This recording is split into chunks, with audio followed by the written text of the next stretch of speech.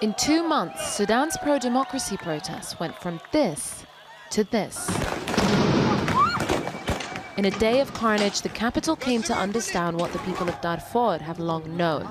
This regime is capable of anything.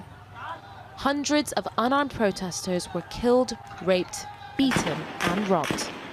These extremely graphic photos show how the remains of those executed were weighed down with rocks and hurled into the River Nile.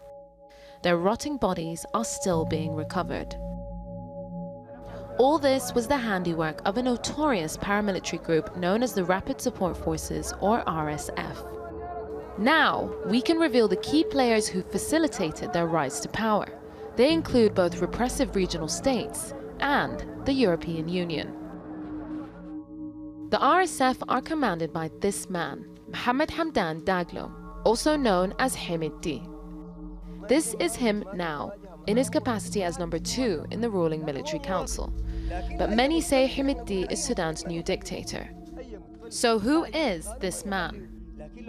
I'm meeting a very special source, a defected security forces officer who was involved in training the Rapid Support Forces in South Kordofan to the south of the country. We're meeting here because this is the only place that he feels safe right now. We're going to a safe location to conduct our interview.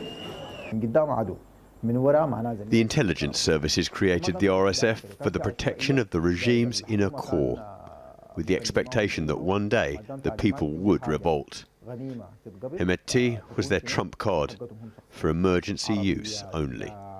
Originally known as the Janjaweed, or devils on horseback, the RSF were used ruthlessly to crush insurgencies in restive provinces across Sudan. In Darfur, they committed genocide. At least 400,000 people were killed. But Hemedti, a village boy who once traded camels for a living, was now in his element. He's a power-hungry mercenary. He was a Janjaweed leader, a bandit and a gangster who found huge access to weapons, to power, and made a name for himself. Hemedti indeed had bigger ambitions.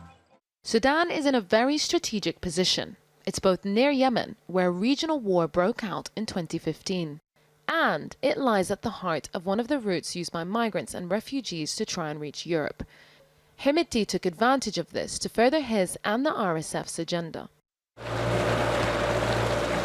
When the migrant crisis started, the EU panicked. It sent hundreds of millions of euros to African states to try and stop it.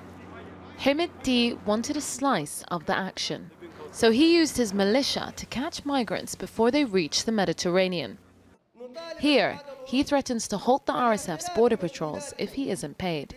We request that the EU recognises our efforts to combat illegal migration and human traffickers, or else we'll suspend operations. In 2017, journalist Phil Cox travelled to Sudan for this programme to investigate claims EU money had ended up with the RSF. But then, things went horribly wrong. 3 nights ago we got stopped at a roadblock and basically kidnapped. And we've had 3 days of being in chains by a government militia called Rapid Force. Later he was bound up, taken to an RSF security base and presented to Hemedti, who then admitted to having EU ties. One of the things he said to me was that the EU is very important to us, that he was aware of what the EU funds were and what was expected of him and his militia within Darfur, which was supposedly to control the migration flow. And the allegations get worse. The men told me that an easy way of making money was they themselves, the RSF, were involved in people smuggling. They're involved in trafficking, and this was a way to make money. And I also saw it with my own eyes. Several sources on the ground in Sudan told Channel 4 News one way or another, European money had reached this brutal militia.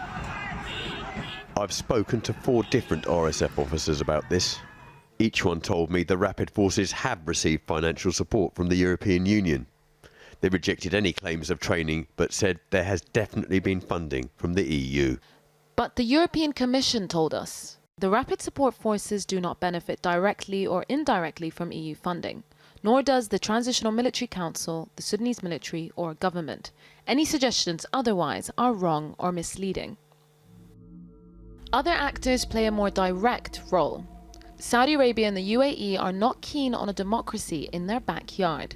They also support Hemedti because thousands of his troops have been fighting for them in Yemen in exchange for vast sums of money. Channel 4 News has obtained this exclusive footage of RSF fighters near the front line. There